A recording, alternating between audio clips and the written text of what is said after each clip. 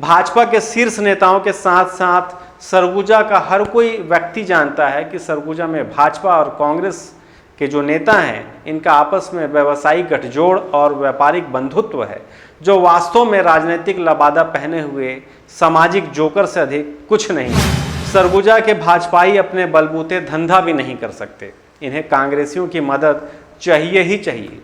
नमस्कार, मैं हूं मनीष। एक स्पंज जिस तरह से पानी में डूबकर पानी को सोख लेता है, उसी तरह राजनीति भी स्पंज की भांति अवसरों को सोखने और निचोड़ने के गुणों से संपन्न होती है।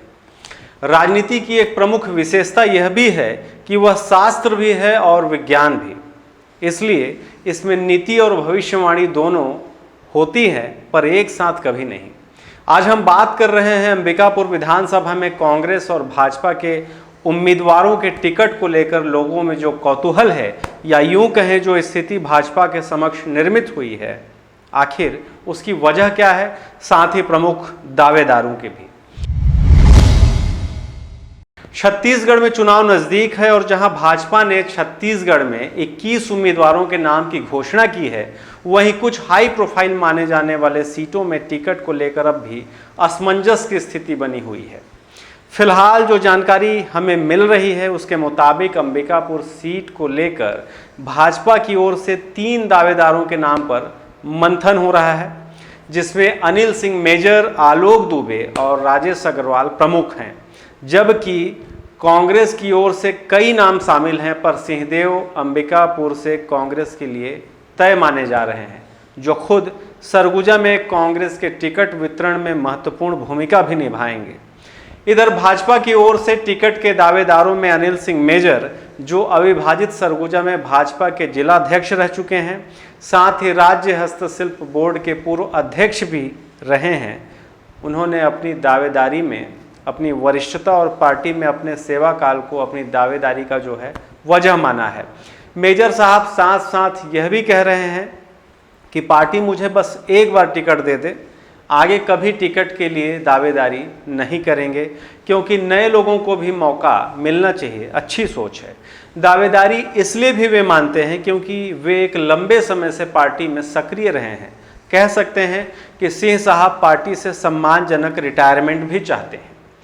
दूसरे प्रत्याशी राजेश अग्रवाल हैं, जो कांग्रेस से भाजपा में शामिल हुए थे। पूर्व में सरगुजा के लखनपुर नगर पंचायत अध्यक्ष भी रह चुके हैं, काफ़ी मिलनसार व्यक्ति हैं। हसदेव अरण्य में टीएस सिंहदेव के प्रति असंतोष के मध्य लखनपुर और उदयपुर क्षेत्रों में स्वयं को स्थापित करने का सफल प्रयास भी इन्होंने किया है और सफल रहे हैं। तीसरे हैं अंबिकापुर से आलोक दुबे, जो वर्तमान निगम पार्षद हैं और पूर्व में 5 बार पार्षद रह चुके हैं, जो एक वाकपटु, जनसंवादशील, तथ्यों और प्रमाणों सहित टीएस सिंहदेव को सीधे टक्कर देने वाले एकमात्र भाजपाई।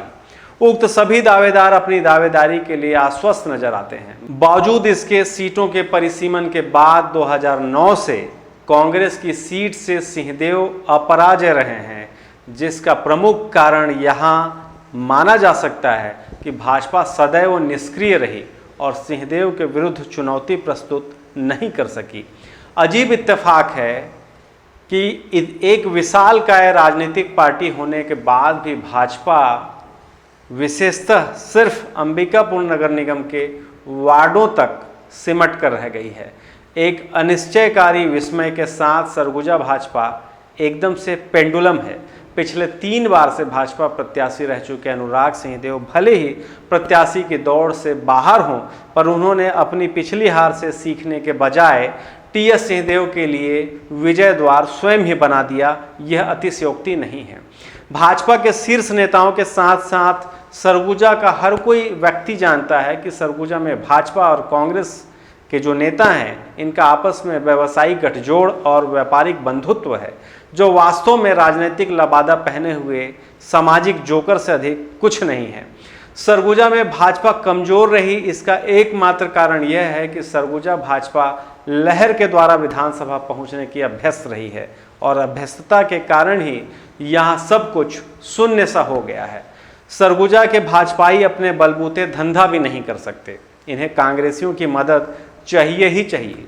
चूँकि अभी चुनाव में कुछ दिन शेष है, इसलिए प्रतीक्षा के साथ साथ उम्मीद है कि इस दफ़ा अंबिकापुर भाजपा अपनी एक अलग पहचान बनाएगी और खो चुके भरोसे को वापस लाने में कामयाब होगी। शुक्रिया।